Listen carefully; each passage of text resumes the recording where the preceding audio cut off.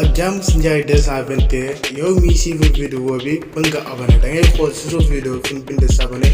muy bouton rouge bi nga daal koy bër soo paree nga daal di dem activer cloche notification bi day waral ba bépp vidéo bu ñu dugal si seen bi rek nga daal koy jot ñu ngi lay ñaan tamit ngay seen suñu vidéo. Asalaam sama gars yi dal leen ak jàmm si Ndiaye 221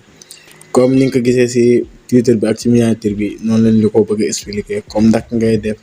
pour envoyer nit vocal bala moo dem nga déglu vocal bi nga envoyé loolu boo ko bëggee def naka nga koy defee waaw ñoo ngi ñaan yow ñi nga xam ne yow yaay doog a ak ci seen bi nga daal di abonné te bul fàtte activer cloche notification bi day waral ba bépp vidéo buñ jot bépp vidéo buñ dool nga daal koy am ci sa téléphone ñoo lay ñaan tamit nga daal di seen vidéo boo amee looy laaj mën nga ko def si commentaire waaw ñu dem expliquer la ko comme boo bëggoon def ndax ngay def ñu xool suñu beneen WhatsApp bi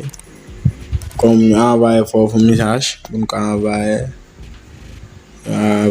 comme WhatsApp bi comme naa nag bu may enregistré vocal pour envoyé ko non son bi di génn ndax moo demee booy caméra ci booy def capture de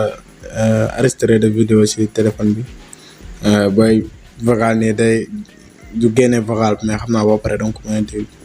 comme ñu joxe exemple ñu def benn vocal nii ñu xool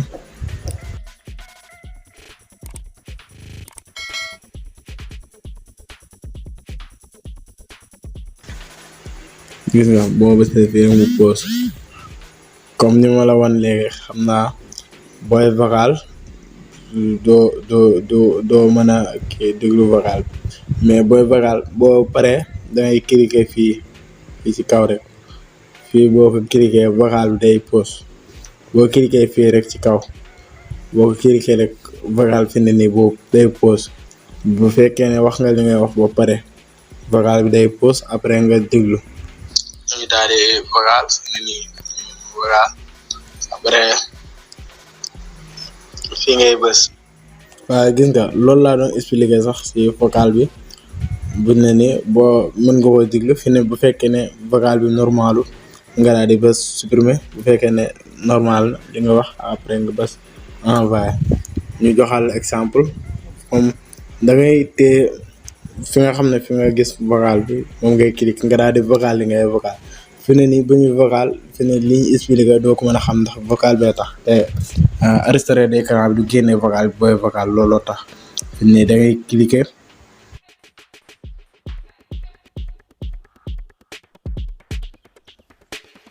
fii rek après nga cliquer waat fii gis nga xam naa foofu voix bi génn pour nga mën a comprendre mais boo waxee li ngay wax rek comme fi ma la joxoon exemple foofu ngay bës foofu ngay cliquer boo paree fi mu ne pause na nga daal di déglu sa vocal nga wax waaw boo waxee li ngay waxoon nag nga cliquer fii après nga envoyé wala nga supprimer yaa xool ban nga si soxla rek sama gars yi vidéo bi loolu la woon yow mi nga xam ne yaay doog ak seen bi ñu ngi lay ñaan nga abonné te seen vidéo boo amee lay laaj mën nga ko def ci commentaire yàlla ak jàmm si Ndiaye 221 yow miy suivre vidéo bi mën nga abonné da ngay xool si suuf vidéo fi ñu bind s'abonner muy bouton rouge bi nga daal koy bër soo paree nga daal di dem activer cloche notification bi day waral ba bépp vidéo bu ñu dugal si seen bi rek nga daal koy jot ñu ngi lay ñaan tamit ngay seen suñu vidéo